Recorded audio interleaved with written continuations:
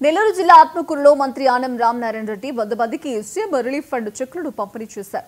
పేద మధ్యతరగతి ప్రజలకు అండగా నిలబడాలన్నదే సీఎం చంద్రబాబు ఉద్దేశమని మంత్రి ఆనం చెప్పారు. ఎన్డీఏ ప్రభుత్వంలో ఏ ఒక్కరూ ఇబ్బందులు పడకూడదన్న ఉద్దేశంతోనే 175 నియోజకవర్గాల్లో బాధితులకు ఈ చెక్కులను అందజేస్తున్నట్లు మంత్రి రామనారాయణ రెడ్డి చెప్పారు. ఒక్క ఆత్మకూరు నియోజకవర్గంలోనే ఈ ఏడాదిలో 381 కుటుంబాలకు 4,20,00,000 రూపాయల సీఎం రిలీఫ్ ఫండ్ నిధులు అందించినట్లు మంత్రి ఆనం చెప్పారు.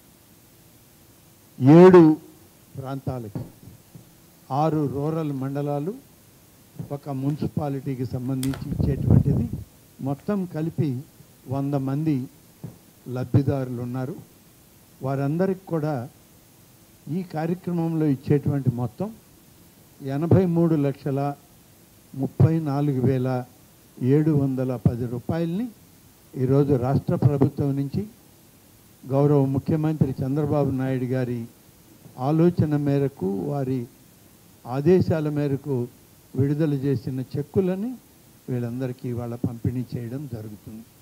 ఒకసారి మనం గమనిస్తే దాదాపుగా 2024 ఆగస్టు, ఇప్పుడు మనం 2025 ఆగస్టులో ఉన్నాం.